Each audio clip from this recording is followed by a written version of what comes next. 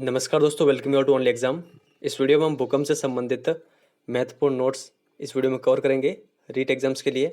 REET exam में आपके mention है भूकंप से संबंधित टॉपिक और जो ज्वालामुखी से इनसे संबंधित। तो इस वीडियो में हम भूकंप से संबंधित जितने भी इंपॉर्टेंट फैक्ट बनते हैं वो देखेंगे। तो चलिए शुरुआत करते हैं। भूकंप पृथ्वी के कंपन को कहा जाता है जो अचानक ऊर्जा मुक्त होने से होता है। तो ये आप ध्यान रखिएगा, अचानक जब ऊर्जा मुक्त होती है तब पृथ्वी पर हलचल आता है जिसे हम भूकंप कहते हैं। नीचे यहाँ पर ये दे रखा है, भ्रंश के किनारे पर बल लगने से ऊर्जा संग्रहित होती है तथा इस संग्रहित ऊर्जा के कारण तनाव उत्पन्न होता है। इस तनाव की वजह से ऊर्जा अचानक मुक्त होती है जो तरंगों के रूप में सभी दिशाओं में फैल जाती है तथा भूकंप का निर्माण होता है। तो ये आप ध्यान रखिएगा। यहाँ से आपके रीट एग्जाम में कई बार क्वेश्चन बनते हैं, विभिन्न एग्जामों में भी क्वेश्चन बनते हैं। तो आप ये ध्यान रखिएगा, एपिसेंटर किसे कहते हैं और फोकस किसे कहते हैं। एपिसेंटर को हिंदी में कहते हैं अधिकेंद्र, और जो नीचे दे रखा है फोकस, इसे हिंदी में कहते हैं अवकेंद्र। ठीक है, हाइपोसेंटर। तो ये आप ध्यान रखिएगा, ये क्या होता है ये देख लेते हैं।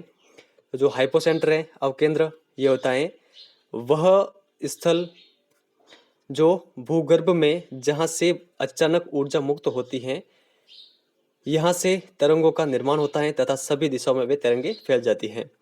यानी समझिए कि भूकंप सबसे पहले जिस स्थान से प्रारंभ होता है उसी स्थान को कहा जाता है अवकेंद्र। ये आप ध्यान रखिएगा। और अधिकेंद्र यानी एपिसेंटर किसे कहते हैं, पृथ्वी की सतह पर वह स्थान होता है जहाँ भूकंप की तरंगे सबसे पहले पहुँचती हैं, उस स्थान पर सर्वाधिक नुकसान होता है। ठीक है, इसे ही कहते हैं एपिसेंटर। समझिए कि ये पृथ्वी हमारी सबसे पहले भूकंप यहाँ पर उत्पन्न हुआ और इसकी तरंगे सबसे पहले यहाँ पर आई, तो यहाँ पर इस स्थान को कहा जाएगा एपिसेंटर। तो ये आप ध्यान रखिएगा। फिर देखिए, जो भूकंपीय तरंगे होती है वो मुख्यतः दो प्रकार की होती हैं, एक होती है बॉडी वेव्स और एक होती है सरफेस वेव्स। ये आप ध्यान रखिएगा। भूगर्भिक तरंगे, धरातलीय तरंगे। जो भूगर्भिक तरंगे हैं ये दो प्रकार की होती है, पी वेव्स और एस वेव्स, और धरातलीय तरंगे ये होती हैं एल वेव्स। ये आप ध्यान रखिएगा, एग्जाम में डायरेक्टली पूछ जाते हैं कि सरफेस वेव कौन सी है, बॉडी वेव्स कौन सी हैं। ये आप ध्यान रखिएगा। तो इनके बारे में पढ़ते हैं। सबसे पहले हैं बॉडी वेव्स। जो पी वेव्स हैं इन्हें प्राथमिक तरंगे भी कहा जाता है क्योंकि यह ऊर्जा मुक्त होने के लिए सबसे पहले बनती हैं।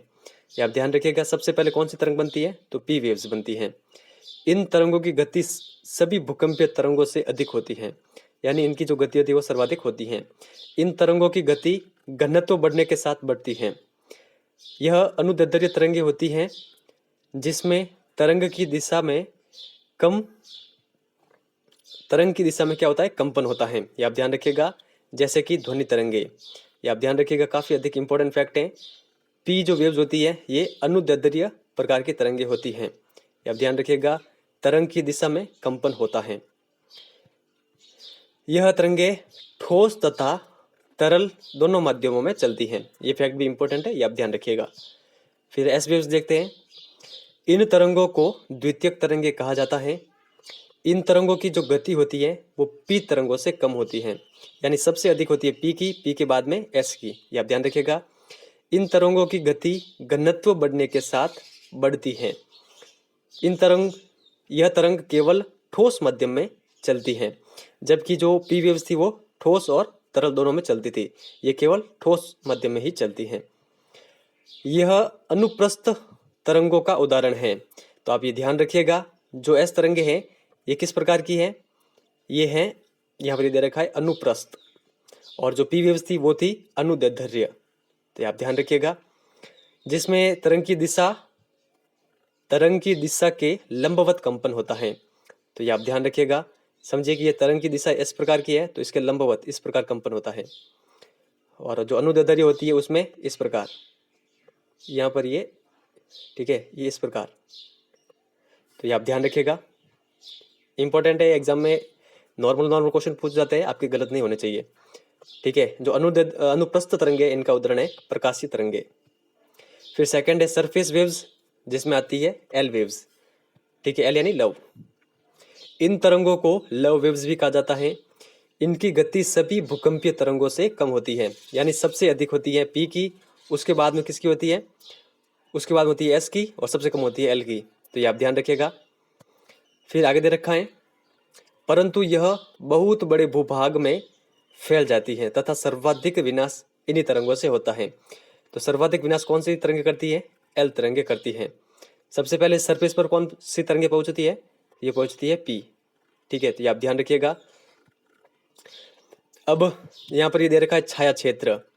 छाया क्षेत्र यहाँ पर सबसे पहले दे रखा है जो पी वेव्स है उनका छाया क्षेत्र कौन कौन सा है। ठीक है, तो पी वेव्स का जो छाया क्षेत्र होता है वो होता है 103 डिग्री से लगाकर यहाँ पर 145 डिग्री तक। तो ये आप ध्यान रखिएगा। 145 भी दे रखा होता है, कहीं कहीं 143 भी दे रखा है, तो आप कंफ्यूज मत होना, ये है। ठीक है, और जो एस वेव्स है इनका जो छाया क्षेत्र होता है वो होता है 103 डिग्री से 103 डिग्री। ठीक है, यहाँ से यहाँ तक। तो ये आप ध्यान रखिएगा, काफ़ी अधिक इंपॉर्टेंट फैक्ट है। छाया क्षेत्र वह क्षेत्र होता है जहाँ सिस्मोग्राफ द्वारा भूकंपीय तरंगों को रिकॉर्ड नहीं किया जा सकता है।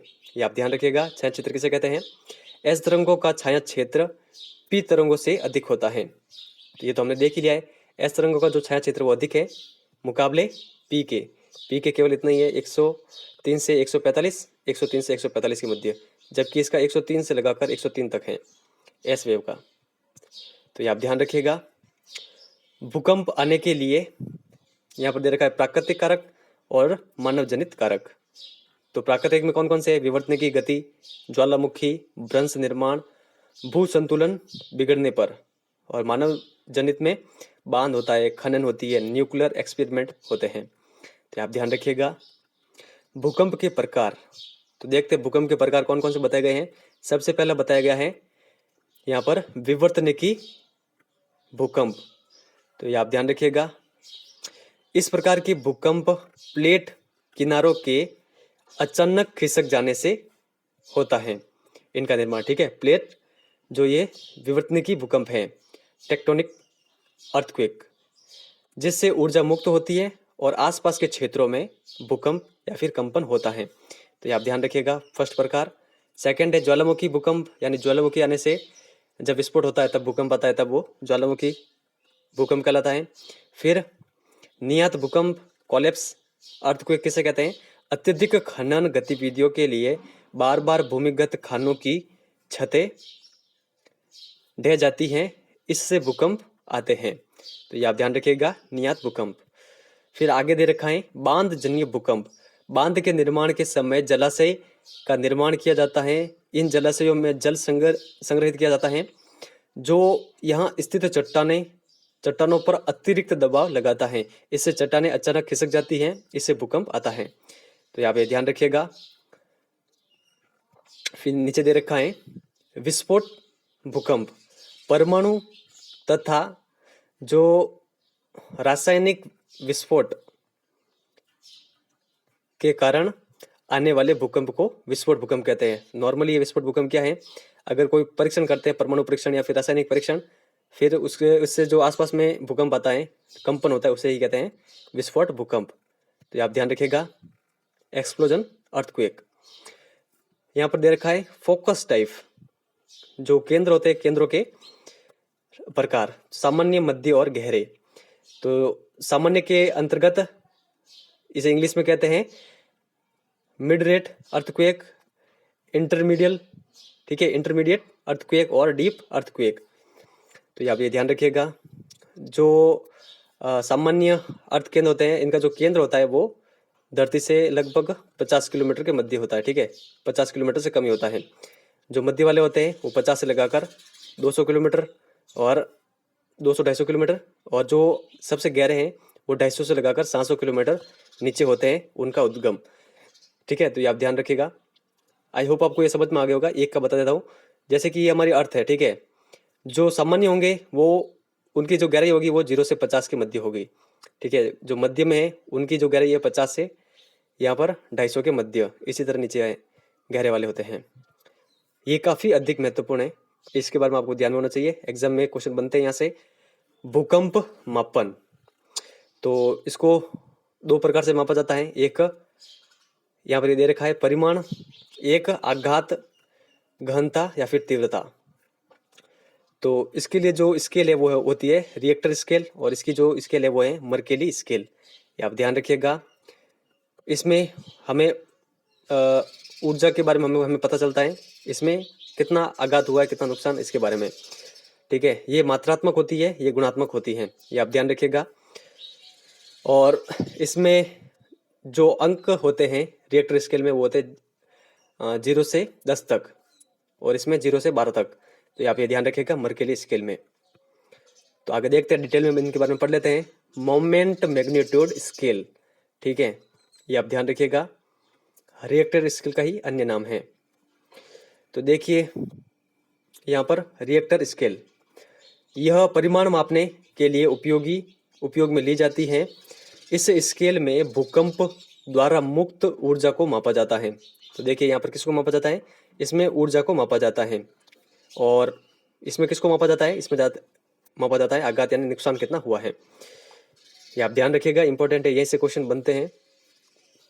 फिर आगे दे रखा है प्रत्येक 1 इकाई बढ़ने पर, यहाँ पर ऊपर वाली लाइन छूट रही है, इस स्केल में 0 से 10 तक इकाइयाँ होती हैं। प्रत्येक 1 इकाई बढ़ने पर भूकंप का परिमाण 10 गुना बढ़ जाता है। अतः यह एक लघु गुणक स्केल है, यानी मात्रात्मक स्केल है। तो ये आप ध्यान रखिएगा।